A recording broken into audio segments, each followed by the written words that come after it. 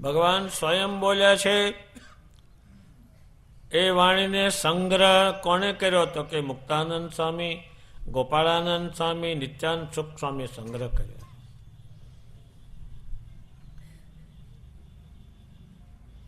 અને બીજી જે વાણી સંત ભગવાને આજ્ઞા કરી, વચનામૃતમાં જે મળે એ આ ગ્રંથમાં ન મળે. પાછું ગ્રંથમાં જે મળે વચનામૃતમાં ના મળે.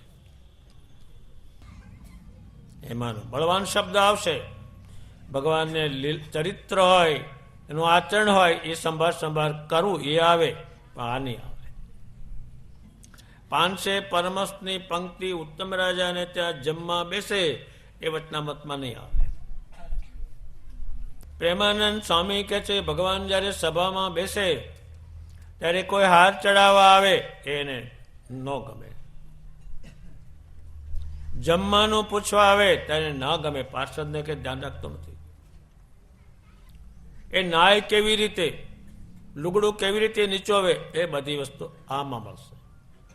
અને જેને સ્વામિનારાયણને જોયા નથી એને કંઈ લખ્યું હોય તો આનું થોડું લીધું હોય, બીજું ગપોડિયું હોય, એને ગપોડિયું કહે છે. થોથા કહે, થોથા. થોથામાં શું? ફળો નહીં, સ્વામિનારાયણ નહીં. એને ખબર જ નહીં. એટલે જેને આજ્ઞા કરી હોય એનાથી લખાય. એ બરાબર જાણતા હોય તો જ આજ્ઞા થાય. 1940 સુધી સંતોએ ગ્રંથ લખ્યા, જેને આજ્ઞા કરી તેમણે. 1856 થી 1940 સુધી લખ્યા.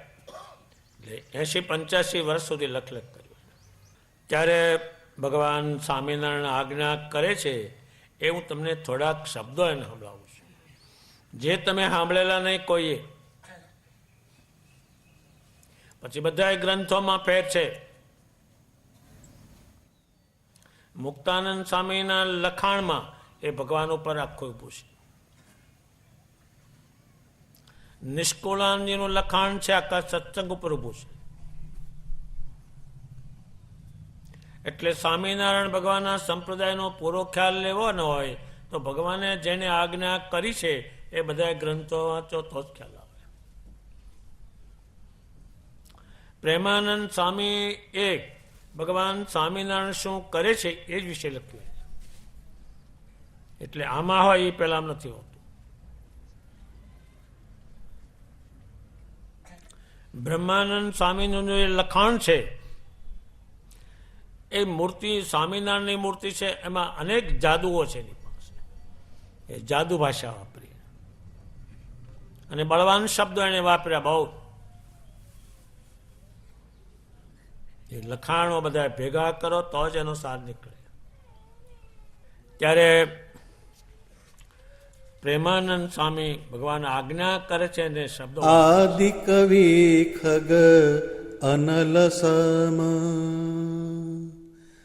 તિનહીન લીનો થાહ મોમતી ગતિ જીમી પીપીલિકા કત આકાશ અવગાહ.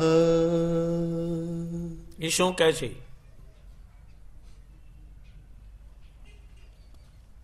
એમ કે છે અનલ પક્ષી આકાશનો પાર લઈ શકતું નથી, તેમ કેટલાય કવિઓ છે એનો પાર લઈ શક્યા નથી.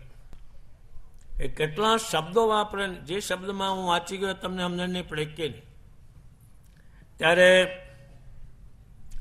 આ કીડી છે એ પૃથ્વીની પ્રદક્ષિણા કરી શકશે? એનું ગજું જ નહીં ને. એમ પ્રેમાનંદ સ્વામી કહે છે કે આ પૃથ્વી સમાન પુરુષોત્તમ છે ને કીડી સમાન આપણે છે, એ પ્રદક્ષિણા નહીં કરી શકતી.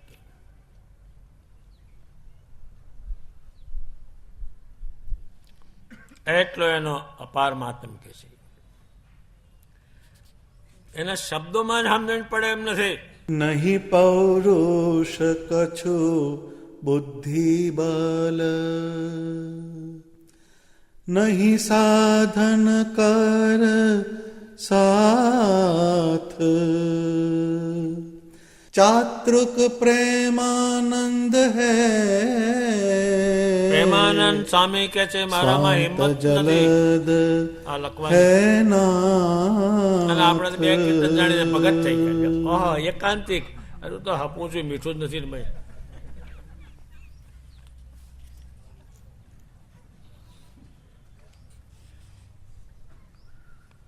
જેમ સંસારમાં લખી રાખે બે રાજી રાજમાન, તારો બાપો કોઈ જવા દેતો નથી પડે. અહીં લખ્યું રાજેશ્રી રાજમાન. હવે ઘોડા ગાડી, હાથીઓ, ગોલાઓ, અહીં તો ખાંડિયું પાડ્યું નથી.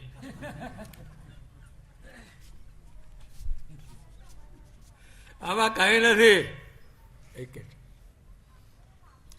ત્યારે એમાં હિંમત નથી. હિંમત એટલું બધું જોઈને હરી. અત્યારે આમાં 50 માણસ આવ્યા હોય મારવા, આમાં એકલો હોય એ હિંમતારી નહીં બને. એટલું બુદ્ધિબળ નથી. કારણ કે પુરુષોત્તમે જે કર્યું એ જાણવાની બુદ્ધિ આ દુનિયામાં કોની પાસે, એટલે બુદ્ધિબળ નથી. આટલું જાણે છે તો પણ એમ કે છે પૂરું નહીં.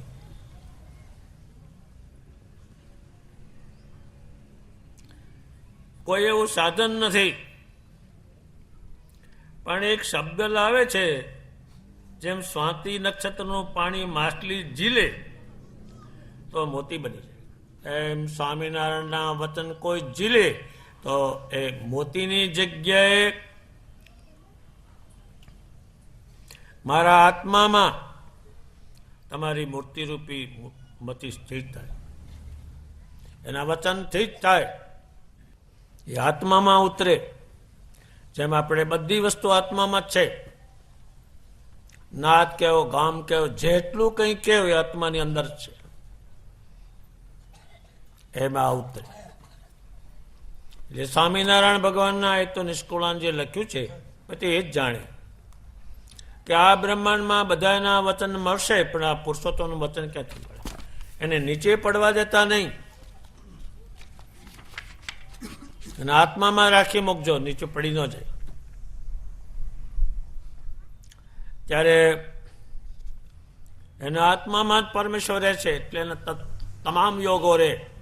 હજારો સાધુ આત્મામાં જ જોઈ શકે. ભગવાનની લીલા આત્મામાં જ જોઈ શકે. આપણી ફિલ્મ આવી પણ એમાં જીવ જઈ શકે નહીં. એ કંઈ કરી શકે નહીં. ટેપ 100 લાખ રૂપિયાનું હોય પણ તમને કંઈ કહી શકે નહીં. અત્યારે તમે વચનામતી કથા સાંભળતા હો, કીર્તન સાંભળતા હો, પણ તમે બીડીઓ ફૂંકતા હો તો એ સીડી કહી શકે નહીં કે હું આ ભગવાન બોલે છે ને તું આ બીડા ફૂંકસ, એટલે અસર નથી કરતી. और कवेन ते मैं यस मानूं मोर भाग्य सम आनन जानूं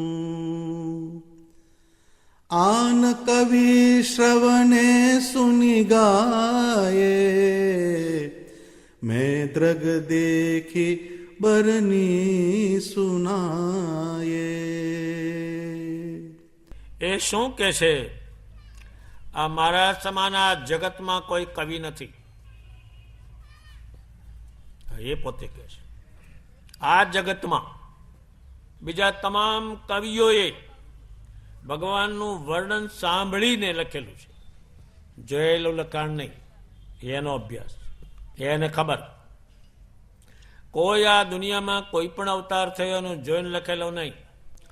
આ સંપ્રદાયમાં ભગવાન સ્વામિનારાયણનું બોલેલું અને નંદ સંતોનું લખેલું બે જ ચાલે છે, બીજું ચાલતું નથી.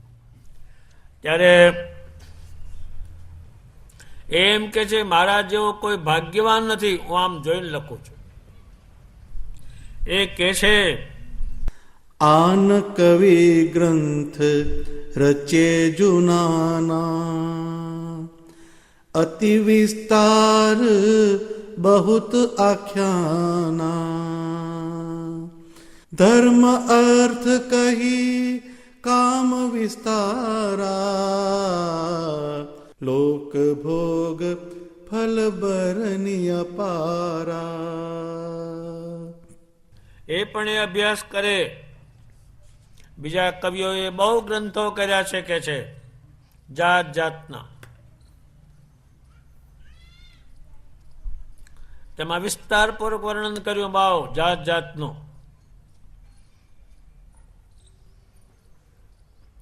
એમ કે છે એ ક્યાં સુધી ગયા છે તો કે એ તો થોડોક ધર્મ તમે કરો પછી અર્થ મળશે, પછી તમારી કામના થશે, ત્યાંથી બંધ થાય. મોટા ભાગના એમ કરે, બધે એ જ છે. એક જૂના દેશમાં એક જગ્યા છે, નામનો ઉલ્લેખ નથી કરતો, ત્યાં હવે હાવ મલિનમાં મલિન છે.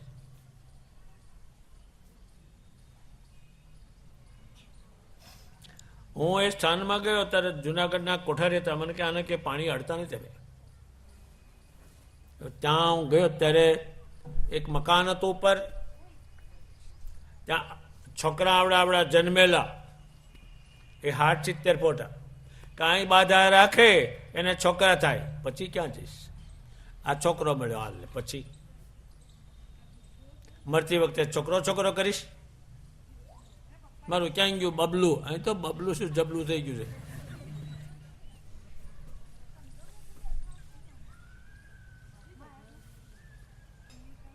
આ સુધી જ એ લોકો જાણે છે. તમે યજ્ઞ કરશો તો આમ થશે, કથા બેહાડશો તો આમ થશે, અહીં તમે જશો તો આમ થશે. અહીંયાથી પછી બંધ. એ થયું એટલે બંધ.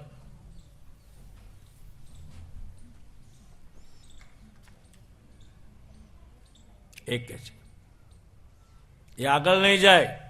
આ આમ કરતા કરતા પુરુષોત્તમને ત્યાં નહીં જાય, અહીંથી ઊભું રહેશે. એ છે.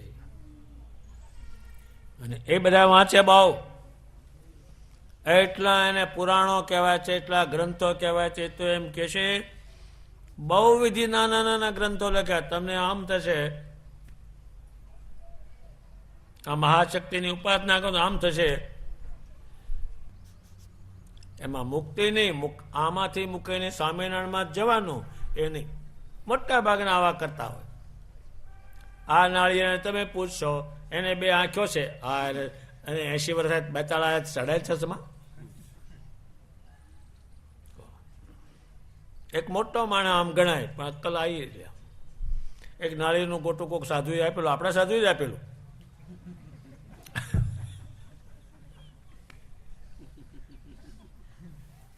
હું તો ત્યાં ગયો મુંબઈ, બધે પહેર્યો. એક નાળિયેર અને 8,000 રૂપિયાની ચાંદીથી મઢેલું.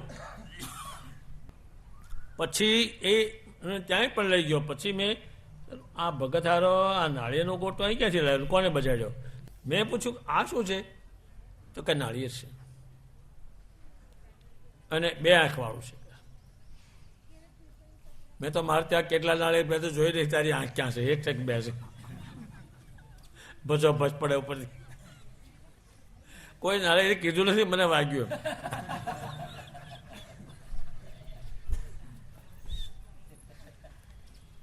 બે આંખો છે, ઠીક. એટલે શું કે 2 આંખો છે એટલે ગરાગને જોયા કરે ને ગરાગને લાવે. હારા માણસ જો આવું કરતા હોય તો જનકા તો કેટલું કરતા હોય. મેં બીજી ચર્ચા ન કરી કે જે કરતા એમાં આપણે શું. નહીં તો બીજો સવાલ કર, 2 આંખો છે, એ આંખો દેખાય અને બેતાળા આવ્યા હોય તો આપણે એ કામ નહોતું. 2 છેકડા બેચ ને બારી, એમાં આપણે શું? કંઈક પૂછે તો આપણે કહીએ કે આ છેક બરાબર છે ખોટું છે, તો તરત જ કહીએ અને હું બાળવું છે. અનંત કોટી બ્રહ્માંડના પતિ મૂકીના નાળિયેરના ગોટામાં તું ક્યાં ચડ્યો પાછો?